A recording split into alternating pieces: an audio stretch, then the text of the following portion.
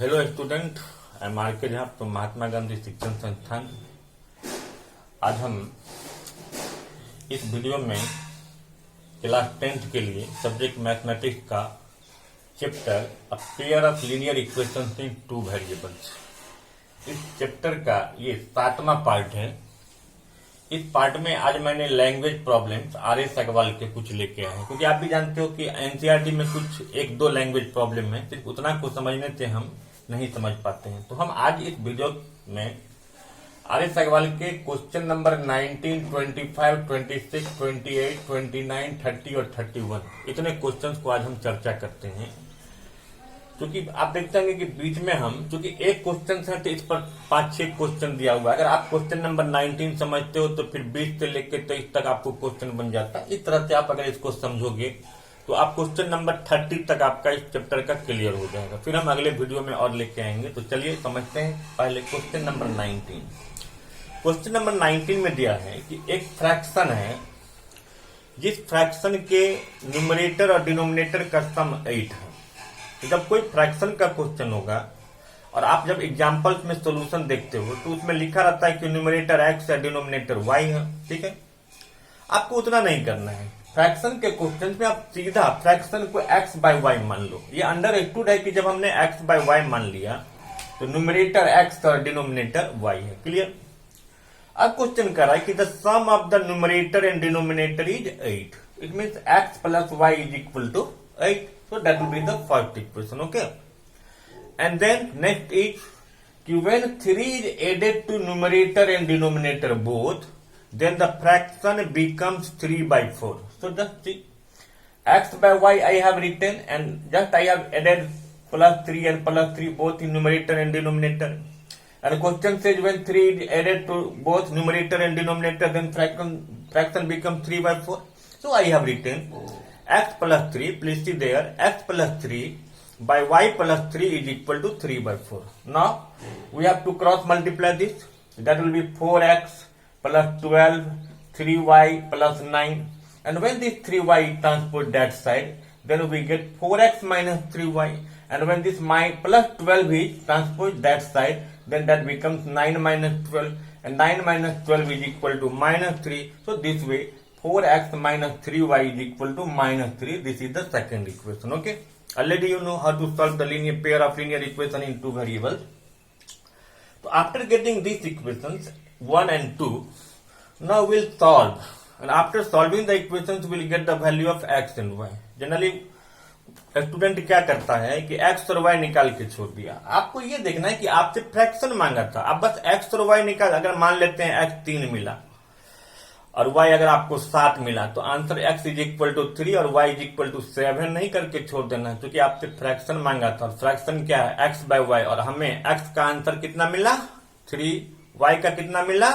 7। और इस तरह से हम लिख सकते हैं कि फ्रैक्शन जो होगा वो 3 by 7 होगा। चलिए अब आते हैं क्वेश्चन नंबर 25 को समझते हैं।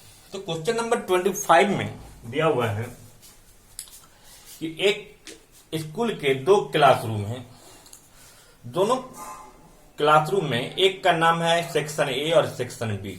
कभी कभी स्कूल में भी होती है कि स्टूडेंट का जो है ना एक सेक्शन से दूसरे सेक्शन में ट्रांसफर करना पड़ता है, खासकर मान लीजिए लैंग्वेज 2 के पीरियड में होता है। तो क्वेश्चन दिया है कि अगर हम सेक्शन ए से 10 स्टूडेंट को अगर हम बी में ट्रांसफर कर देते हैं तो दोनों सेक्शन में स्टूडेंट के नंबर बराबर हो जाते हैं, ठीक है। फिर अगला केस दिया है कि अगर बी सेक्शन से 20 स्टूडेंट को ए में ट्रांसफर कर देते हैं तो ए में जो स्टूडेंट की संख्या होती है वो बी के स्टूडेंट का डबल हो जाता है। क्लियर। तो देखिए, फिर मैंने जो क्वेश्चन का जो कंडीशन दिया इसके अकॉर्डिंगली मैंने लिखा है कि let the number of student, मैंने ए सेक्शन में एक्स मान लिया, ठीक, और बी सेक्शन में y मान लिया।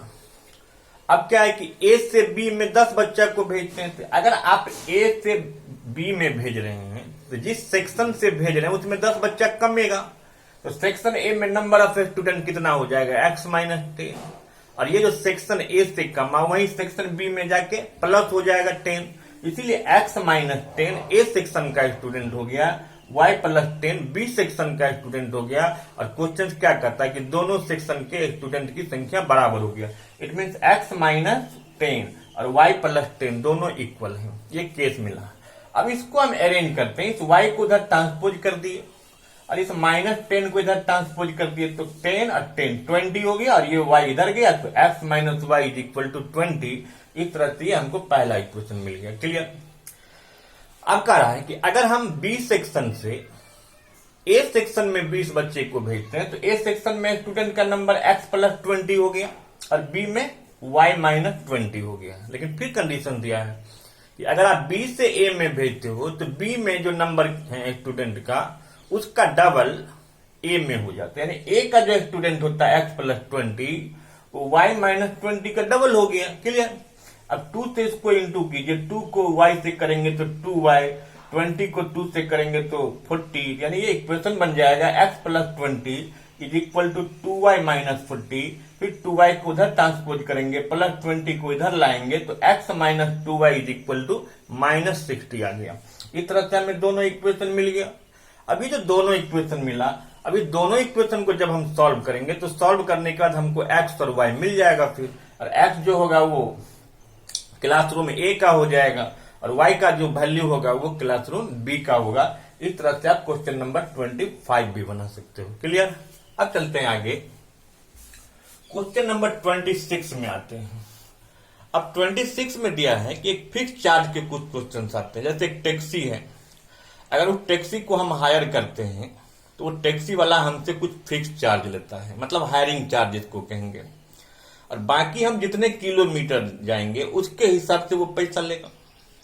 तो अगर फिक्स चार्ज उसका कितना है x, फिक्स चार्ज का मतलब होता है कि आप उसका गाड़ी बुक किए, हायर किए, उसके लिए फिक्स पैसा है। अब बाकी जाओ या ना जाओ, आप घर पर लगा के रख दोगे इसके गाड़ी को तो ये पैसा आपको देना ही पड़ेगा। उसके अलावे भी आपको पैसा देना पड़ेगा, आप जितने किलोमीटर जाओगे किलोमीटर के हिसाब से। क्लियर।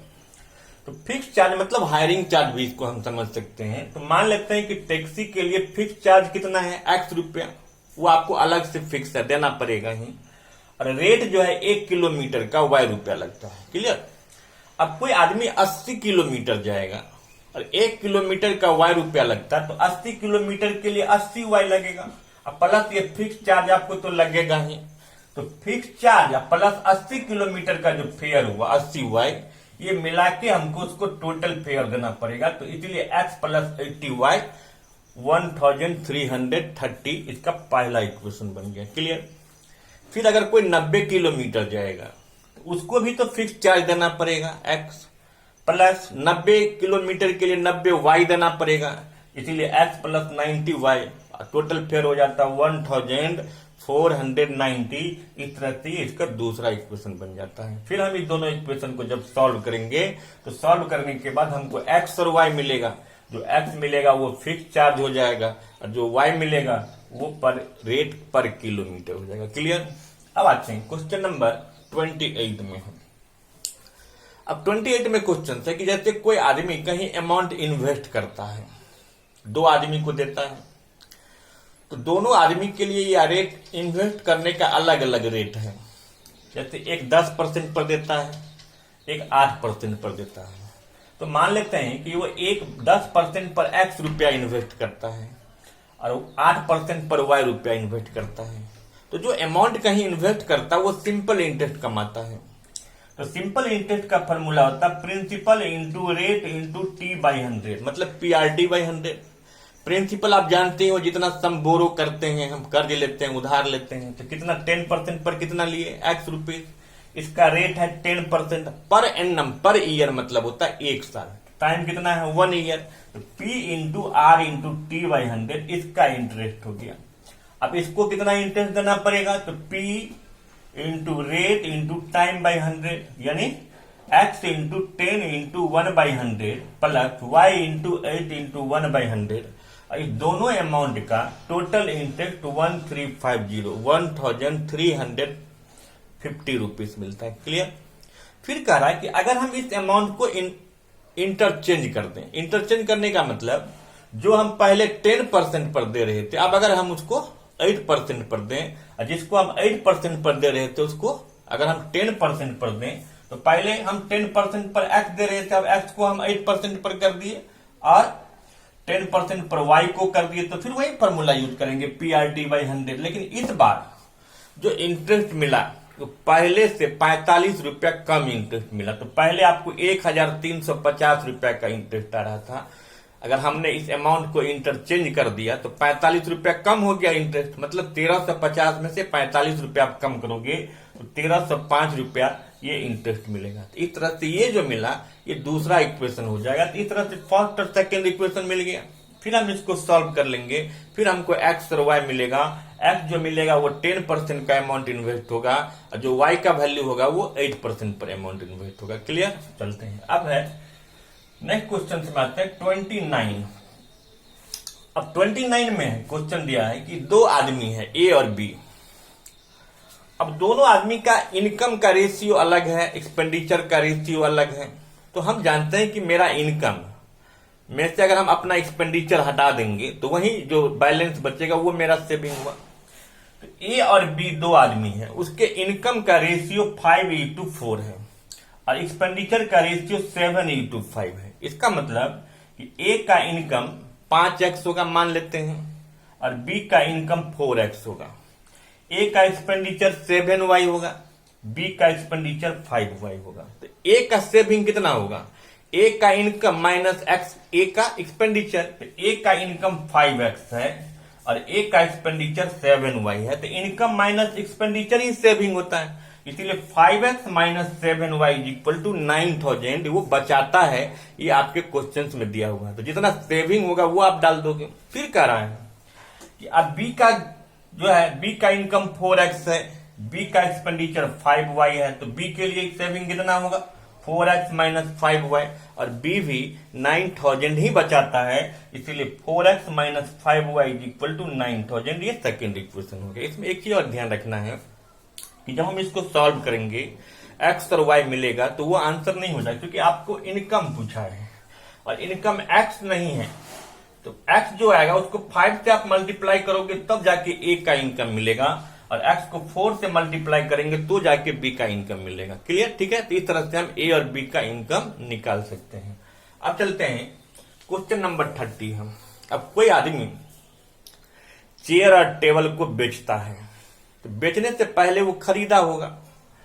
तो दिया है कि अगर हम चेयर को 25% पर बेचते हैं गेन पर और टेबल को अगर हम 10% गेन पर बेचते हैं तो टोटल सेलिंग प्राइस जो है वो हमको 1520 आता है। सबसे पहले अगर सेलिंग के केस में गेन हो रहा है तो एसपी का फॉर्मूला होता है 100 plus gain percent by 100 into CP. अगर लॉस रहेगा तो माइनस लॉस परसेंट कर देना है, लेकिन इस क्वेश्चन में गेन ही, अगर यहाँ लॉस रहता तो हम यहाँ प्लस नहीं माइनस देते। तो अब दिया है कि वो आदमी चेयर और टेबल कितना में खरीदा या चेयर और टेबल का कॉस्ट प्राइस कितना होगा। तो मैंने मान लिया कि चेयर का कॉस्ट प्राइस ₹X है, टेबल का कॉस्ट प्राइस ₹Y है। अब हम चेयर को 25% गेन पर बेच रहे हैं, तो एसपी क्या होता है 100 plus gain percent by 100 into CP, इसलिए 100 प्लस 25 बाय 100 इंटू एक्स। इसको सॉल्व किए तो 125x बाय 100। इसको और भी आप काट सकते हो, काट लेंगे तो छोटा हो जाएगा। सिमिलरली अब टेबल का कितना है 100 प्लस 10 बाय 100 इंटू वाई, तो ये 110y। तो ये चेयर का एसपी हो गया और ये टेबल का एसपी हो गया। दोनों का टोटल एसपी 1520 दिया है। इस तरह से वो हमको पहला इक्वेशन मिल गया। फिर कह रहा है कि अब अगर हम चेयर और टेबल के गेन परसेंट को इंटरचेंज कर दें, मतलब अगर हम यहाँ पर 10% कर दें और यहाँ पर 25% कर दें तो 1535 रुपया में हम बेचते हैं। तो कुछ नहीं करना है, आप जहां 25% लिए थे वहां 10 कर दिए हैं, जहां 10 लिए थे वहां 25 कर दिए हैं और टोटल एसपी 1535 दिया है। तो इस तरह से सेकेंड केस में चेयर का एसपी 110x बाय 100, टेबल का एसपी 125y बाय 100 बराबर 1535। ये सेकेंड इक्वेशन मिल जाएगा। फिर हम इसको सॉल्व करेंगे, तो सॉल्व करने के बाद हमको जो x का वैल्यू होगा वो कॉस्ट प्राइस ऑफ चेयर होगा, जो y का वैल्यू होगा वो कॉस्ट प्राइस ऑफ टेबल होगा। क्लियर? चलिए अब है क्वेश्चन नंबर 31। एक और क्वेश्चन समझते हैं। क्वेश्चन नंबर 31 में कि दो प्लेस है ए और बी, दो डिफरेंट प्लेस है और ए से और बीच से दो कार चलती है एक ही समय, और दोनों कार एक ही डायरेक्शन में आगे जाती है। आगे जाके उसको कहीं सी पर मिलना है, मान लेते हैं यहां मिलना है। ए से जो कार चलेगी वो भी 7 घंटा में सी पर पहुंच गया, और जो बी से चला वो भी 7 घंटा में सी पर पहुंच गया। तो मान लेते हैं कि जो कार ए से चला उसका स्पीड x किलोमीटर बराबर है, और जो कार y से चला उसका बी से चला उसका स्पीड y किलोमीटर बराबर है।